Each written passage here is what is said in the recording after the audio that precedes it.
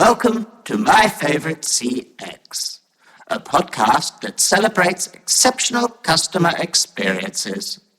To listen to today's, please choose from one of the following options. Welcome to My Favorite Customer Experience. I'm Chris Holt from Holt CX Consultancy here in the UK, and I'm joined today by Craig Stoss, who's joining us from Ontario, Canada. Craig, welcome. Thanks so much, Chris. Glad to be here. Now, Craig, you're a current VP of Partner and Customer Success at Kodif, content creator, speaker. In fact, we first met at Elevate CX in London, and you're a big believer in businesses that focus on customer experience will become the leaders in their industry in the next decade. So why don't you tell us a little bit more about what you do at the moment and a little bit more about yourself? Yeah, absolutely. I've been in CX roles, customer-facing roles before it was really called customer experience, for over 20 some odd years now. I've done everything from teaching children's computer camps to consulting with Fortune 5 bases, building outsource teams. I worked briefly for an outsourcer. And right now I'm focused on, as you said, customer and partner success at Kodif. And what that really means is focusing on the things that customers want from an AI platform like Kodif, which is accuracy, making sure that they're getting the most efficient usage, both from a deflection standpoint with our conversational AI component, but also from agent assist and making sure their agents are getting the most context and working at the most efficient pace they can be.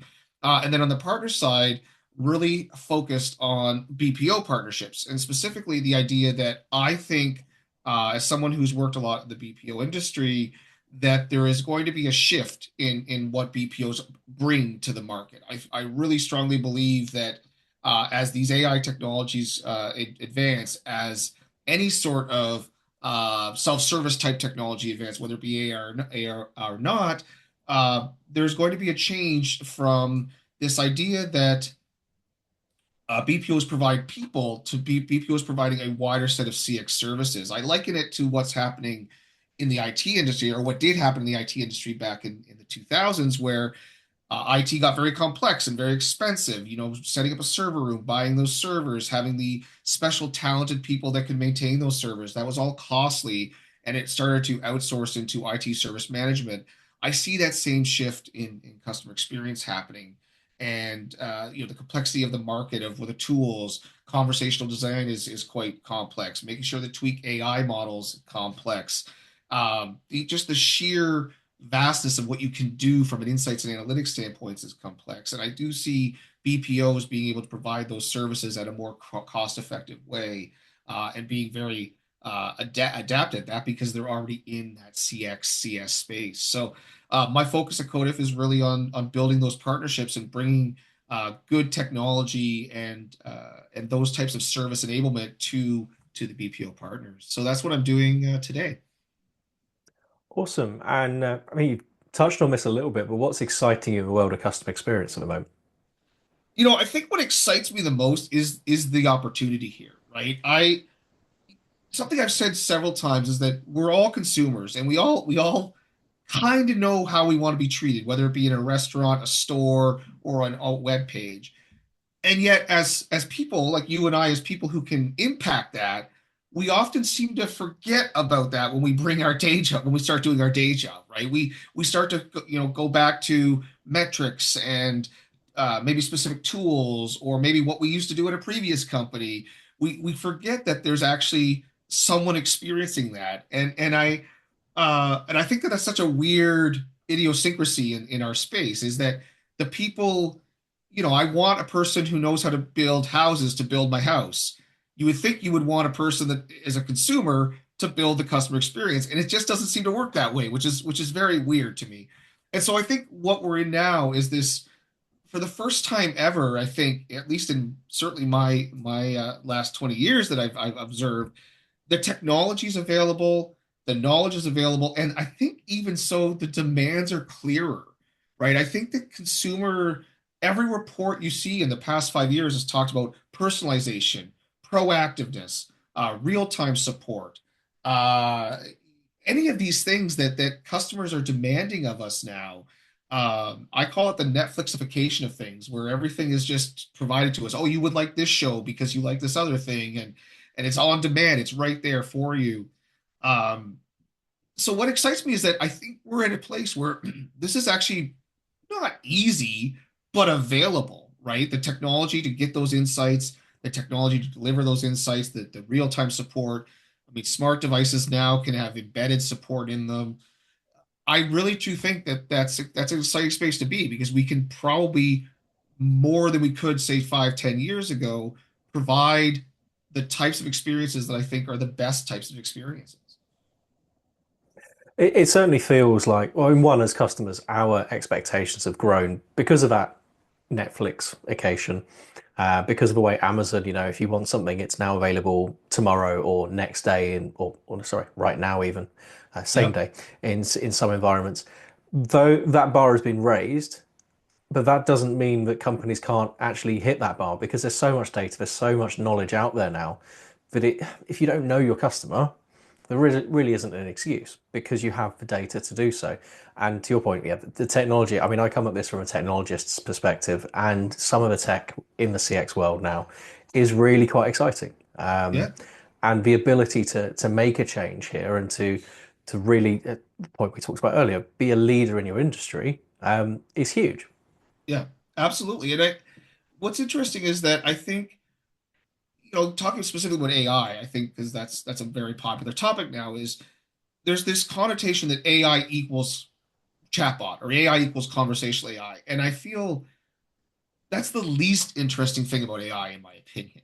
It can do it and it should do it. And I think companies should start embracing that, at least trying it in places. But it's the least interesting thing that I think AI can do. I think AI can bring such a really interesting self-service to people and start customizing these experiences based on understanding the persona of who you're interacting with. I vision a world, maybe not in the next year or two, but maybe 5 years, where we actually search the internet differently in the sense that right now, every time you go to a web page, if you think about it, you have to learn how that web page is laid out. You want to go to their careers page. Well, sometimes it's under about, sometimes it's under resources, sometimes it's not even anywhere. It's at the very bottom in the footer. Why do we need to start learning how to use someone's website? In the AI world, you can just tell the website, I'm here because I want to do this thing. And the website can build you a custom website that says, this is exactly what you want. I'm solving your problem exactly how you described it to me. I want a job in sales and marketing.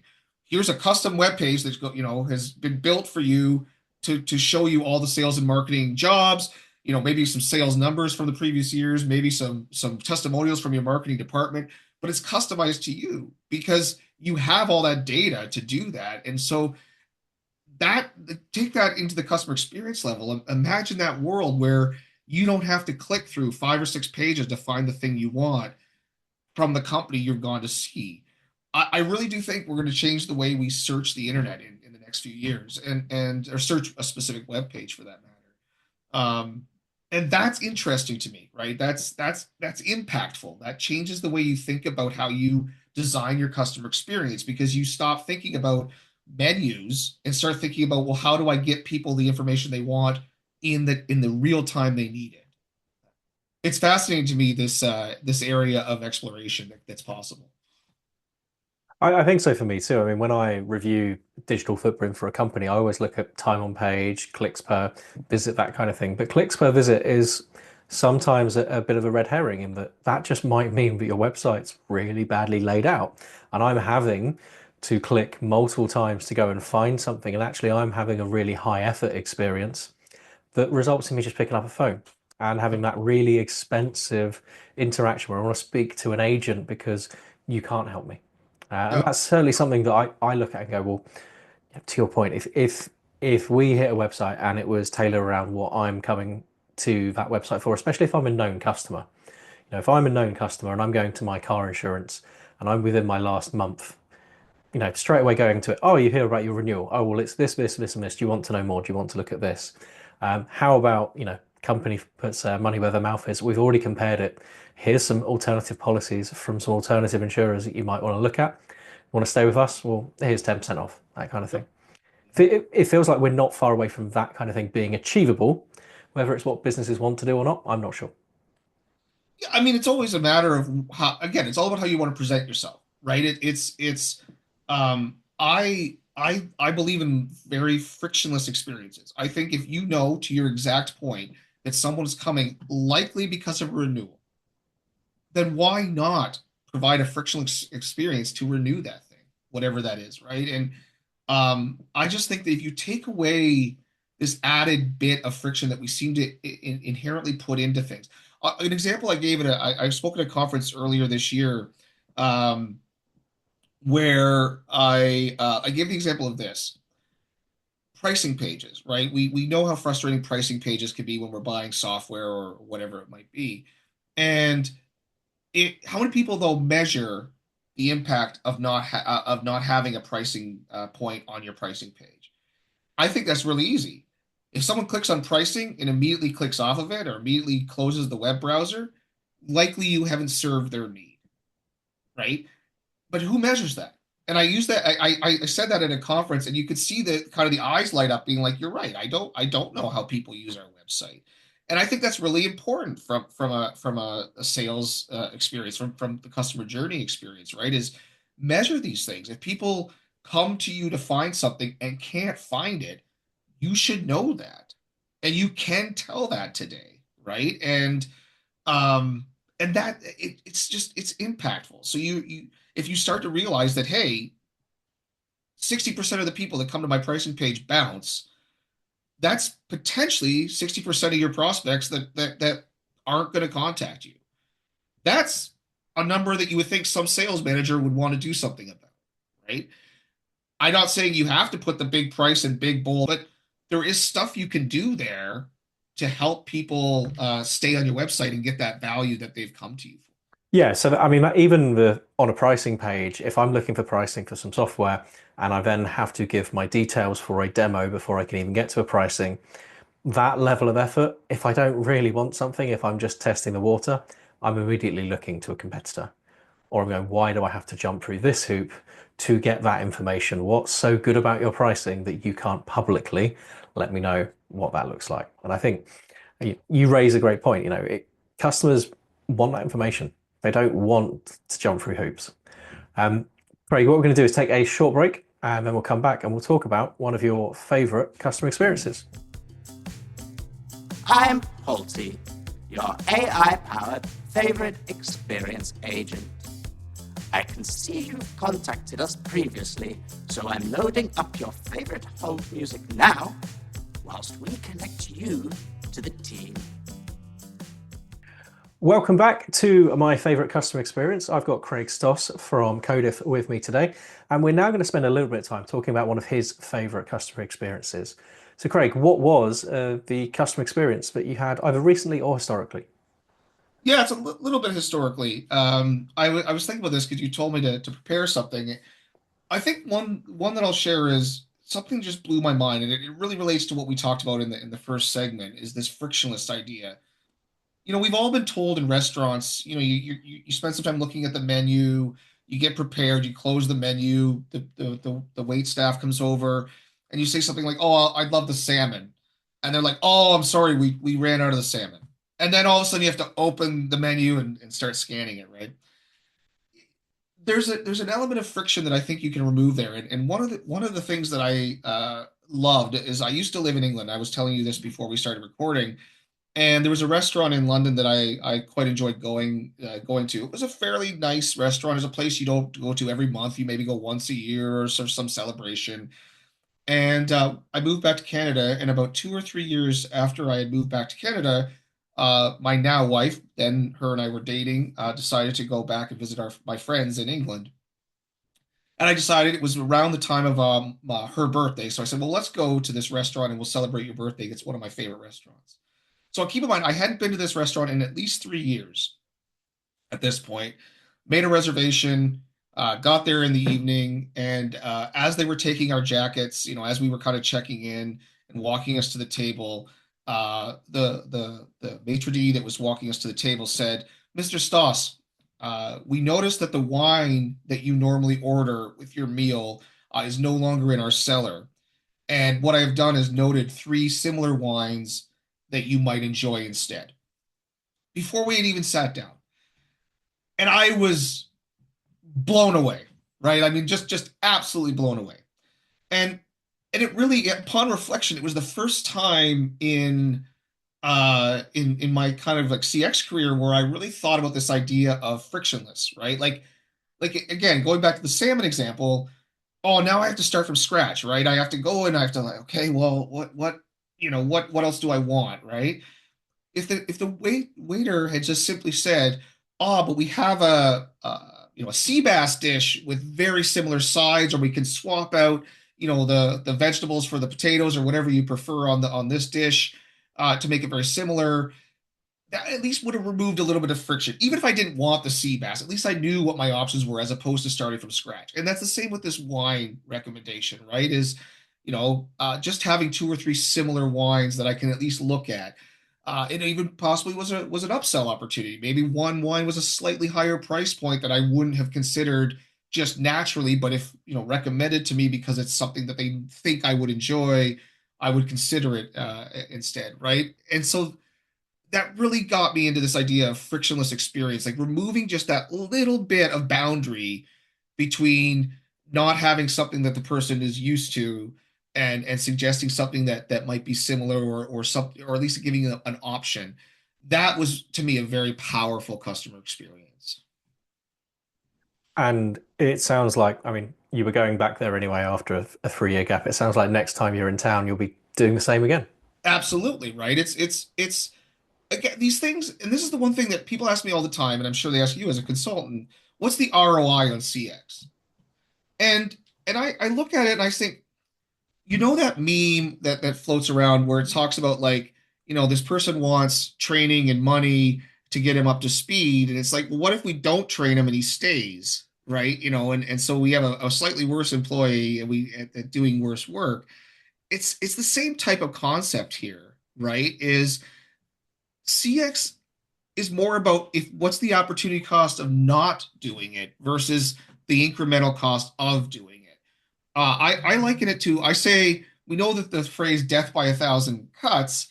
Um, I think CX is the opposite. I think CX is the success through 1,000 hugs, is how I word it, because it's not one little change is not going to, you know, bring your balance up 5%. It's not like that. It's going to incrementally improve the way people perceive you and your brand.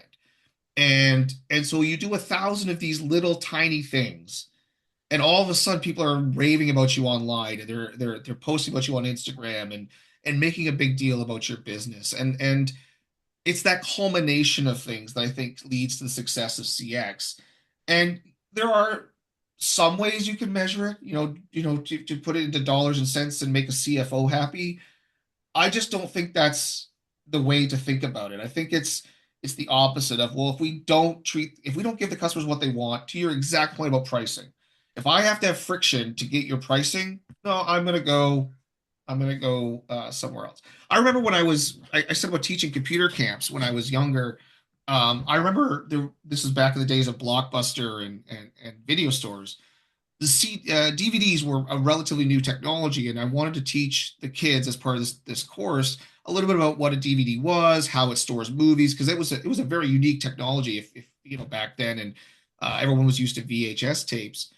And I went to Blockbuster. It was actually Blockbuster, and I asked to speak to the manager because I was doing this course for about 8 weeks, 9 weeks. So I want to get some DVDs from you. I want to rent them, weekly for so that I can educate the kids. We can have a movie afternoon on the last day of the summer camp. It would be kind of a neat thing. And the leader was like, okay, well, just come in every week and pay for the movie. There was just kind of like, yeah, you're just a customer. Come and get the movie. Well, I was kind of like, well, but I'm guaranteeing you, like a rental on a Tuesday that you would normally not, get, right? That's kind of weird. So I went across the road to there was in Canada. I don't know if they exist in the US. It was called Jumbo Video, and it was a competitor to Blockbuster. And I said the exact same thing to that manager, and he said, "Yeah, well, here, I'll at a flat rate, I'll give it to you for the whole summer. You can just keep it, and you can use it as much as you want, and just bring it back at the end of the summer." I mean, I didn't have to drive to pick up the video. It was a flat rate, which was cheaper than a weekly rental at the time. And it's just you remove that amount of friction. And so I purchased from that person, right? It's such a weird thing when a customer is just asking you for something, to just completely look at them and like, well, no, I'm not going to do anything for you. Like, why would I do that for you? It's like, well, I'm trying to give you money. I want to give you my money. So I think we take that attitude. We need to think about that, as leaders. We need to think about the things that our customers are asking of us. Yeah, I think one of our recent guests talked about being relentlessly human, and I think talking about reading between the lines, and that's where if we empower our human agents to be more autonomous, we can actually understand what a customer really wants when they Mhm. say that, they're calling about this, this, and this. Well, actually, what is their need underneath all of this that you're trying to get to? If they're stalling on something, is it that they need a payment plan? Is it that they need some assistance? Um, if they're giving you buying signals, find a way to help them buy.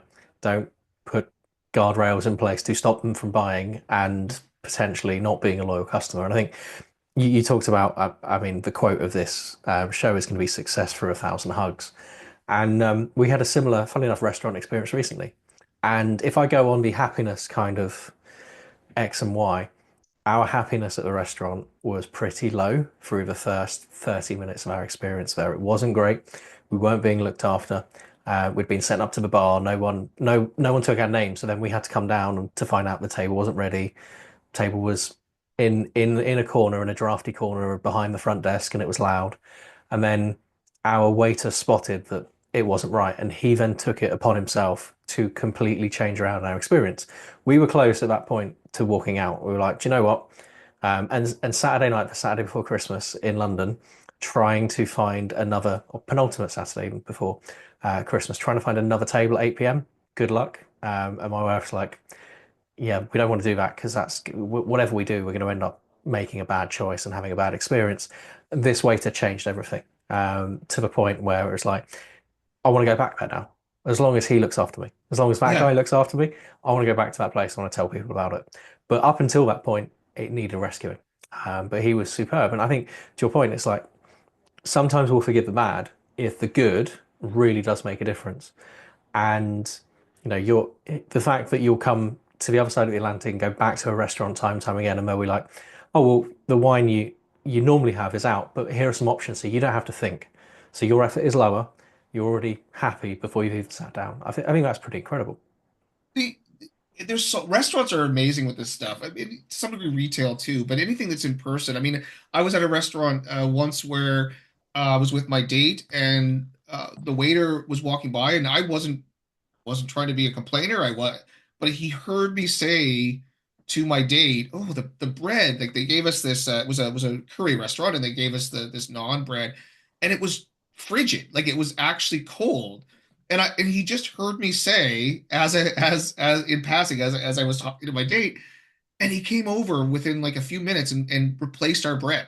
Like literally said, "Listen, I heard you mention the bread was cold. I'll swap your bread out with some more fresh bread." And I, again, like those little things where you just have that ear, and to your waiter's point, I'm sure he saw the look on your face, or maybe saw you looking around, going like, "Where is someone?" Or there was some cue in person, and I think that's the in-person businesses like restaurants and retail have an advantage there, right? And it's harder. How do you replicate that on an online experience? I think is the interesting part when it comes to technology. Absolutely. And Craig, as we wind up here, where can people find out more about you if they want to learn a bit about what you do, what Kodif do, for example? Yeah, I mean the easiest place for me is LinkedIn. I do have a blue sky, but I'm not on there as much as I'd like to be. But yeah, LinkedIn is, and then I'm also have my portfolio page of all my content, and eventually this podcast will be on there at stoss.ca, stoss.ca. And then Kodif is Kodif, Kodif dot AI. And yeah, those are the places you could find me. Awesome. Well, we'll put some QR codes up for people, and we'll also put them in the show notes. Craig, thank you very much for joining us. Enjoy the rest of your Christmas period and New Year over in Canada, Yeah. and thank you for joining my favorite CX. Yeah, thanks for having me, Chris. Awesome. Thank you, Craig. Thank you for listening to My Favorite CX. Your listenership is important to us. On your keypad, please press the number between 1 and 5 to rank how much you've enjoyed your experience.